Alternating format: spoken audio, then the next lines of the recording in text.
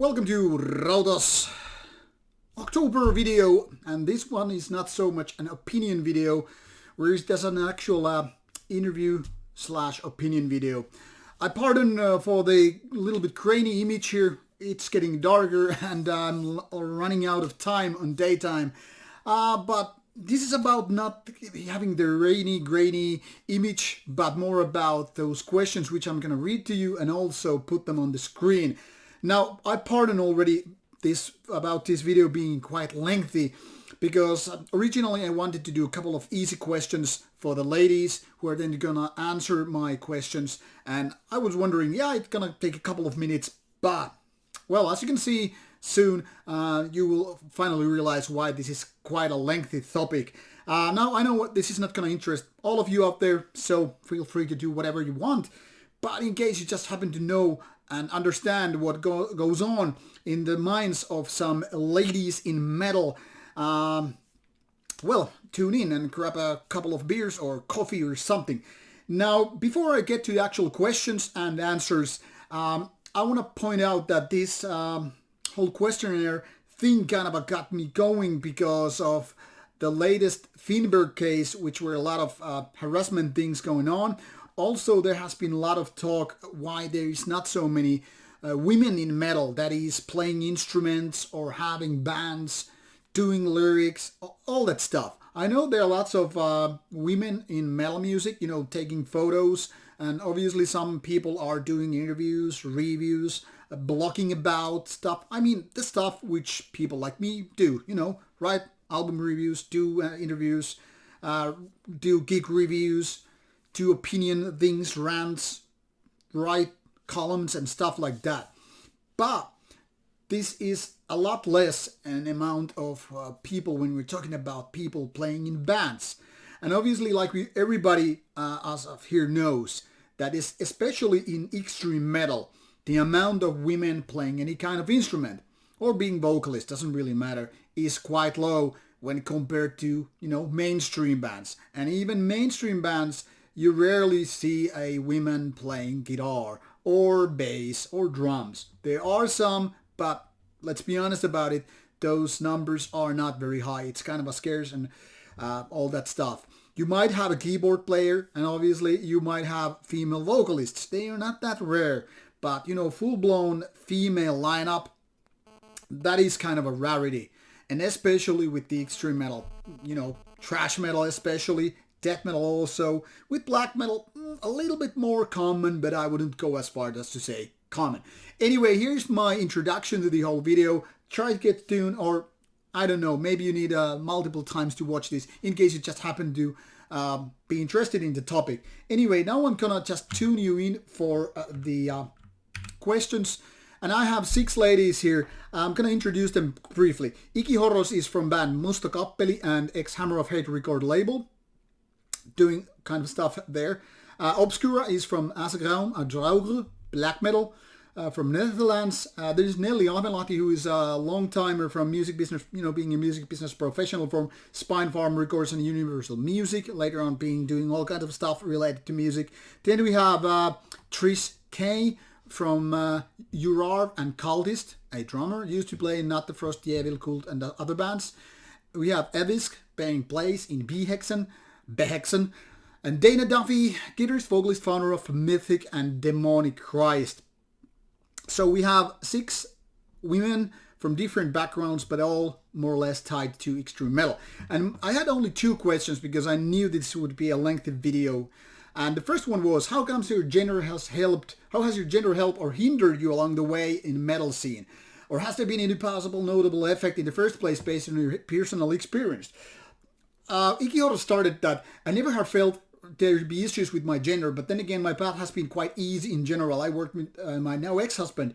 I worked with good friends, but since I really don't care for socializing and tend to keep myself, I have no idea how people generally felt about me. Honestly, much bigger of a problem has been being called pussy for not drinking alcohol than the fact that I actually have one. Now, this is a good point what she makes. I have known personally Iki Horos for some 20 plus years, and I think she has been always very cool. She's not maybe the most socializing person as such, but I mean, I never seen personally any kind of stuff. And it's interesting to hear what she says about that. her gender doesn't affect that much as, lack of, being drinking buddies, I mean, if you don't drink alcohol, you kind of become an outsider. That's what I have noticed as well. So at least there's no problem. What about Obscura then?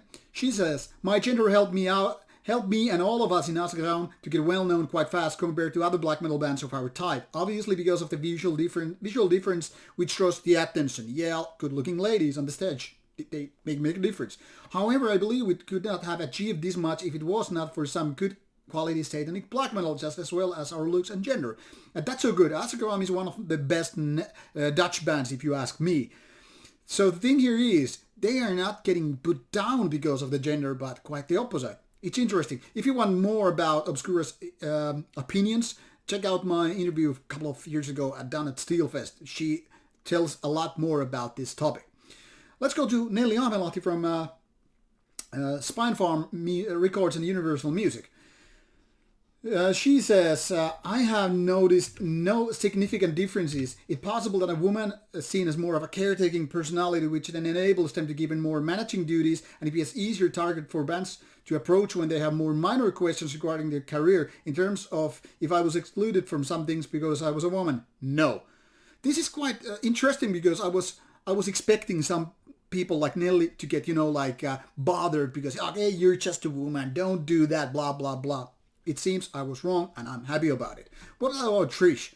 She says, many people disregard gender and judge music on pure quality and level of musical abilities, but from others there has been both positive and negative reactions based on people's individual mentalities. Some have shown a greater level of respect and interest due that it's quite rare for females to play this style and level of drums, while others display much more misogynistic attitudes and behaviors. I was expecting actually more commentary about misogynistic attitude because it's been often talked, but it seems like only Trish mentioned here and briefly. So maybe I have been expecting all the time totally different results. Who knows? Edisk of Behexen then again adds, well, gender is absolutely irrelevant matter in every way black metal, which deals with much more primal impulses way beyond our cultural constructions. I'm obviously not the only one who shares the similar point of view because I haven't experienced any unpleasant behavior in metal scene that is worth of mention. People are more interested in things I do than me as a person, or they don't give a shit about me at all. It's the nature of the underground scene. You're mostly free from such limitations that you would probably face in the mainstream music culture because being accepted is never the driving force. I've never personally experienced that there is a pre-written role how to act as a woman or what I can or cannot do because never given the thought. My identity has never been built on what sex I happen to be born with. I don't recognize myself in stereotypes that's supposed to identify me as a woman, but on the other hand, I don't feel myself less of a woman because of that. It is just somebody else's world that I don't share. And this is a very good point in my opinion. It doesn't make you less of a woman even if you just get in the so-called man's world. I mean, it's all about music. How can you handle your instruments? How can you do your job? It's more about, what gender you are, what kind of a pair of organs you have, and other stuff. And I would imagine for many parts it could be going same with the, ethnic background and all that stuff. But obviously this is not about that, so I don't touch that subject. I really don't know. Well, let's just add Dana Duffy's comment here as well before we go to the question number 2. Dana says, when I set out to write metal music as a teenager, being a woman had literally nothing to do with it at all. And in all honesty, I have not really dealt with chauvinism or inequality. In the 80s, I had not known many women in extreme metal and I was not influenced by any, but I always was trying to forge the path for women in the scene or anything like that. I simply played because it was what I was passionate about and I felt I was here to do. I did not want any special treatment for being a woman in a male-dominated genre. And yeah, male-dominated genre mentioned here because it's fact. Anyway, in fact, I wished it wasn't an issue at all, and I can say for the vast majority of my time involved in the scene in the 1990s, it never was. In hindsight, being a woman certainly brought a lot of attention to both mythic and demonic Christ, more notably mythic since we were all female, and that was indeed rare, as it is nowadays. It definitely brought attention to the band, however, not like a novelty group. We were always cited as a good band with good songs, not a gimmick, and that's because we weren't. we were respected. What always bothered me most regarding Demonic Christ was something being labeled as female-fronted, like it was labeled to grab your attention, which absolutely took away from the band. Yeah, that's very true and unfortunate. Let the band's music speak, not the fact there's a woman in it. Shouldn't make a difference. It already plants seeds of skepticism, in my opinion. Well, that I can pretty much agree with, Dana. You know, there's nothing wrong, and it shouldn't make a problem when there's like this. But when labels make it a kind of a thing, it starts to sound like a gimmick. So it can totally ruin what the band in question actually has going on. Now, to sum up all these, it seems like these ladies from different parts of the world, Norway, Netherlands, three from Finland, and one from United States of America, seems to have very similar experience, and despite being from different era. For example, Dana Duffy is a little bit older than me, I think, so she's from the 70s. And then again, some of these ladies are more or less late 80s born. So there's a vast, big difference between the ages and experience coming from different countries, coming from different scenes, and still not having this kind of a, thing being put down because of the gender. It's definitely very, very interesting in my opinion, and I guess I'm positively surprised about this. Now let's get to question 2 before this video gets too lengthy. So my second question was, in which ways the metal scene could be better in the terms of being more inclusive, gender-wise, etc.? Or is there even need to do that? Should we strive for having more women and or LGBT, for that matter, in the scene, or just let the scene take its so-called natural course? I mean, do we really need to force something than rather like, hey, let it go? I mean, if you're a good guitarist, you will have always your place. If you can write songs, you will have your place. Do we actually need to change that? Now, Iki Horos, let's let her start, because these are all in the same order as the previous one. Well, she said, I don't feel it would be right to force anything like just because. Just I don't feel like it's right to exercise any active resistance on diversity either. I'm saying your merit should be the ones that matter. Couldn't say it better myself.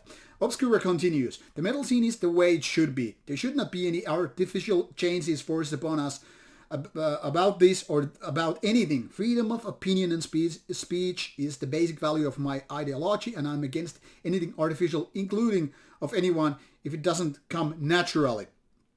So there is that. Once again, no force feeding, just natural thing. Nelly says, natural course is the let's remove this question for another time. A natural course is the way to go. Talent and compatibility suitable for a profession either exist or does not. And I do not see setting quotas would change things for the better. The metal scene is very accepting scene as it is, and good professional is always appreciated. It sees no gender or no color. Very well said. Trish continues, there's no need for affirmative action quotas in any music scene. Musicians should be chosen based on their actual merits, mainly how well they play their instruments, which is a product of how dedication, time, work and effort they put into practicing. It's embarrassing when a female band gets more attention or bookings mostly as a gimmick or due to appealing to the lowest common denominator. Horny guys staring at girls who attempt to look sexy or something cheap and easy. TNA, tits and ass. But it's also equally disappointing when female musicians are purposely excluded, discounted or devalued only due to brain-dead sexist viewpoints. And I've learned there is no hope for any of those to suddenly change their mentalities. And now I think Trish nailed the negative point here, which I was kind of after. Like, if there are people putting you down because you have wrong gender.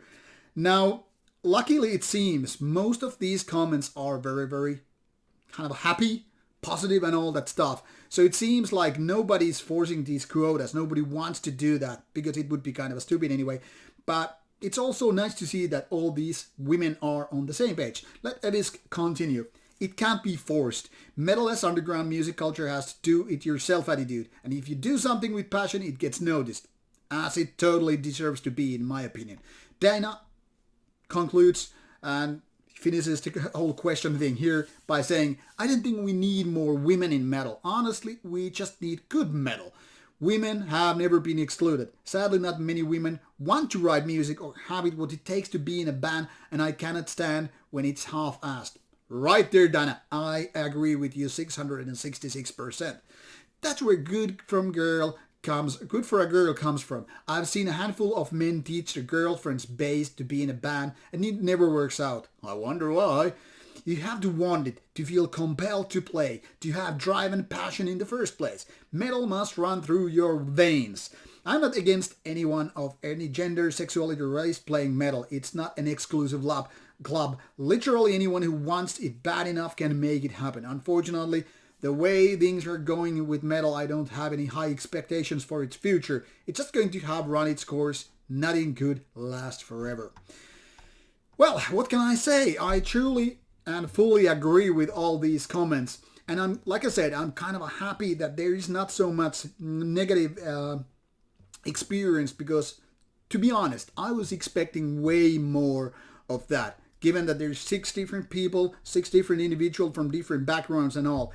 So the point kind of is, where are the ladies? Why don't they have the drive, the passion to grab an instrument, learn it, learn to do something, create some music? I mean, ladies have the brain, they have the creativity, they have it all, but rarely, that is in my opinion kind of a way too rarely, they grab the instrument. Like for example, when I go to a show, I can clearly see there are a lot of ladies in the audience. Not as many as guys, but compared to the amount of people, divided into guys and gals, what you have in the audience is very, very different percentage than what you see on stage. You might have something like, I don't know, 60-40, something like that, especially when you go to a black metal show. It's going to be very, very different with thrash metal shows. It can be some genres maybe 50-50. But when you go on stage, it's more like 95 and 5, maybe 99 versus 1. So it's very different on stage. And I can only wonder why. What it is when ladies, I mean, aren't they encouraged when they're at school, when they're hanging out with friends? Aren't they encouraged like, hey, grab that guitar, play a tune, or grab those synths, do some bass lines, pound some drums, spit your guts out on the microphone, write some crazy ass lyrics, paint a fucking album cover. I mean, there's so many ways you could do that. And unfortunately, it doesn't really happen. Now, these ladies are not saying unfortunately, because like they said, what I was reading, they were like saying like, hey, if you don't have it, don't go there. And I guess I fully agree. But also I still feel like, ladies, do it. Just do it. I mean, there are plenty of ladies who take photos of themselves. Hey, I haven't even Satanic Warmaster t-shirt on. Instead of grabbing that crappy selfie, why don't you punch your keyboard and write some crazy lyrics, whistle a tune, grab some instrument and do some music. That is my encouragement, because I think metal is, like I said, it's not exclusive. It's more inclusive than most things in the world, I guess. But it's up to the individual in question to do the stuff, make a change. Anyway, what are your thoughts about metal? Are these ladies totally right? Are they wrong? Or should you have some other comment or question you want to point out? It was, in my opinion, interesting to do with these these questions and see these answers. I'm very thankful for the ladies. So thank you, ladies, if you're watching the video. And what do you think? Should we do more of these kind of questions in the future, or should we just forget it?